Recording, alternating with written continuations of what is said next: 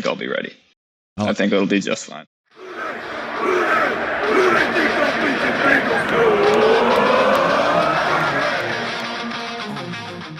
Hey fam, it's Mike coming back at you here with another Who Daily broadcast. What we got going on here, it's Tuesday, March 9th. You can see the Twitter handle up there.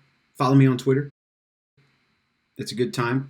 All this Twitter handle tweets about is Bengals updates and news and opinions, so you don't have to worry about my personal account with all the random stuff that I tweet about there. What I want to talk about today, some news coming out of the Bengals. They released, I think Tyler Dragon reported today that there is not going to be a franchise tag. The Bengals don't plan on franchising any players. I kind of felt like this was going to be the move. I'll talk about why in a second. A lot of chatter around the Detroit Lions not franchise tagging or planning to. They're going to let Kenny Golladay hit the market. There were people online talking about wanting to, court him for the Bengals. I don't necessarily agree with it, and I'll talk about why here in a second. The Bengals. Here's the tweet from Tyler Dragon. The Bengals are unlikely to use their franchise tag by the 4 p.m. Eastern deadline today. That has come and gone, so they didn't use it. So here we are. Again, I'm not surprised by this, and here's why. The Bengals have a lot of holes on their roster that they need to fill both in free agency and the draft. Now, if you use a bunch of your cap space up on a franchise tag, the only two players, by the way, that they would even, I think, consider using this on would be Carl Lawson or William Jackson III. Both of those franchise tags are pretty pricey. I think William Jackson's would be like 13-ish million. Carl Lawson's would be like 18-ish million. That's all a cap hit coming on next. That would come in 2021. They want to use that money to sign guys like Joe Thuney or some wide receiver help, some corner help, maybe other edge rushers. Obviously, they haven't. I hope they haven't ruled out re-signing both of those guys, Carl Lawson and William Jackson III. I think that, though, you have to remember, this team's really savvy when it comes to working contracts in their favor, right? So and they're pretty stingy with the franchise tag anyway. So I think what's happening here is the Bengals are negotiating.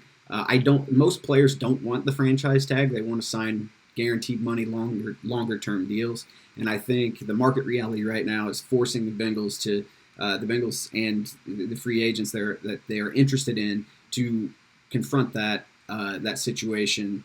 And you've seen contracts across the league work in different ways, right? To spread that out. T.J. Watt's contract and Ben Roethlisberger's had a bunch of void years on it that spreads the cap hit around. So the Bengals are going to be trying to do stuff like that. This was interesting because you can see right here, Carl Lawson tweeted this out today, not long after the franchise tag deadline came and went. I like Carl Lawson. I like his social media kind of teases that he puts out there. The dude does have guns. I mean, holy crap, look at that guy. But and he's going to get money. I think the Bengals are still want to be the ones that give him that money. There've been some chatter online with Joe Goodberry and Locked On Bengals guys and some other accounts on Twitter saying why would William Jackson and Carl Lawson want to come back and play for Lou Anarumo. I'm gonna come out with a video showing why I don't think the Lou Anarumo defense was nearly as bad as other people did. I think that they were dealing with outrageous number of injuries. All defensive coordinators do. I think that Lou needs to grow in being versatile and how he uses his players in what situations. But if he can grow in that aspect and become a little bit more flexible, I think he can be a good defensive coordinator. Now, that's a big if, right? I mean, he's known as a pretty stubborn dude. He's known in the league as a my way or the highway type defensive coordinator. That stuff worked and can still work now. That stuff worked in the past, but I don't, that's not the culture that I really thought the Bengals were trying to establish here. And let's not forget, Lou, it's not like Lou was the Bengals' first choice here. If you remember when they were hiring a staff after Zach Taylor got hired late because the Rams went deep in the playoffs, and they were targeting Zach Taylor. When your head coach isn't hired until later, a lot of defensive and offensive coordinator jobs are already filled up with guys. Offensive defensive coordinators, they don't want to commit to a head coach or to a team when they don't know who the head coach is going to be. So that kind of worked against them. I was a little surprised the Bengals brought Lou back, but watching the tape and watching what I think he was trying to do with the defense, working with the limitations he had, I think he's potentially a good future defensive coordinator in the league. However, that's the future. This is now, right? So let's talk about Kenny Golladay. Kenny Golladay, you see Tom Pelissero here tweeted out that the Lions won't be using their franchise tag on Kenny Golladay, and he did hit the market, and he's out there now. Here's the thing. There's a lot of Bengals fans saying, hey, let's go get Kenny Golladay. It'd be so good. It'd be so good. Here's the thing about Kenny Golladay, though. Kenny Golladay ran a 4.5 40. Kenny Golladay, because he's not as fast as some wide receivers, doesn't get a lot of cushion. You can see there, these are per next gen stats. He gets on average 5.3 yards of cushion when he's covered in man, and that isn't a lot. 5 yards of cushion, that's almost bump coverage. For comparison, the top guys will get 8 to 10 yards of cushion. That's respecting speed, right? And when you don't respect the speed, when you run faster than the guy you're covering, which a lot of corners in the league run faster than that, you don't get you get tighter coverage, and you can see that reflected in his league worst 1.8 yards of separation on average per route run. That's the worst in the league in 2019. He had a hip injury last year, which is another concern. A slow-ish wide receiver who already doesn't create separation with a hip injury, right? There's a lot of red flags for me, and there are a lot of really solid wide receivers that you can get in this year's draft, later in the draft, that can come in and do the things that you actually need a wide receiver to do. The Bengals don't need another guy like this. They have, like I said, Auden Tate. They have T. Higgins, who is a contested catch machine, right? Tyler Boyd, also really good at contested catching. Now, Tyler Boyd is a route technician type receiver that can get open by stacking and really getting the corner's hips turned in the way that he wants them to turn so that he can break his route off. And I think T. Higgins will get to that point as well. But neither of them are burners or quick. They can't create separation quickly right off the line of scrimmage, and that is really what the Bengals need: somebody who can create that separation very quickly, right? The guy essentially that John Ross was supposed to be. So my video is not working as well,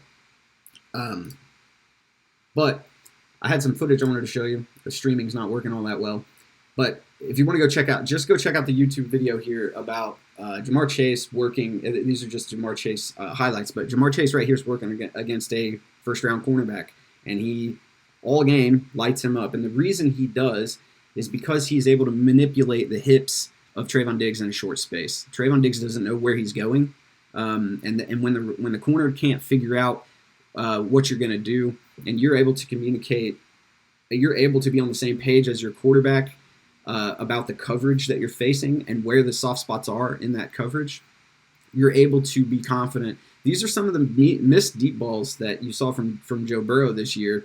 Weren't all because that he's bad at throwing the deep ball. We have evidence with his college tape that he's not bad at throwing the deep ball. The problem becomes where he was out of sync with the wide receivers about what the coverage was showing and where they were going to go with their route.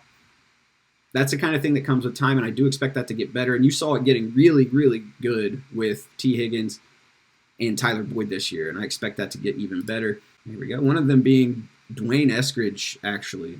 He caught my attention at the Senior Bowl, really.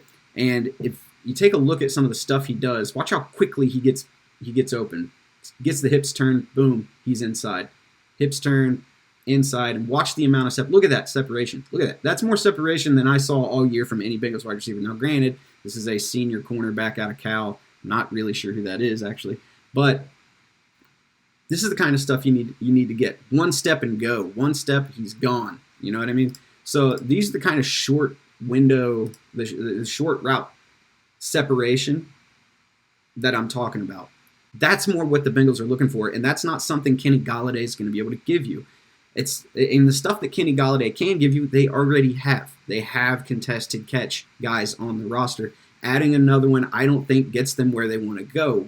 What's going to help the offense out is a guy that can create that early mismatch, that take advantage of that early mismatching in short area quickness, create the separation.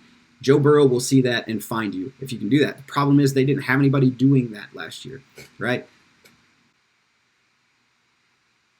The dude's he's just lightning. Boom, lightning in a bottle. You could probably get, the thing is, you can probably get Dwayne Eskridge in the third round. Maybe, yeah, I wouldn't pick him at the second, but he may go mid to late second, and the Bengals might miss on him. But if he slides, look, there's a super deep wide receiver class, so there's you can see a guy. I mean, in a one-on-one drill, getting that wide open is nasty. I played corner. I played corner in high school, and holy crap, my coach would have we would have watched that tape. If that happened to me when I was in high school, we would have watched that tape for 20, 30 minutes while I got laughed out of the tape room. But man, yeah, he can, I'm high on Dwayne Eskridge. There are a bunch of receivers I'm high on in this class. And I'm not convinced that Joe Burrow can't throw the deep ball. I just think that the offense wasn't set up very well for him to be able to do it last year. That'll do it for today. It's Who Daily. There's a lot more I want to talk about, but these YouTube videos only allow me to post 15 minutes at a time because I need more subscribers. And then I'll be able to post hour-long videos if you want. But until then, big time Who Day to everybody out there. Love you guys. Ready to get the jungle roaring again. See you later.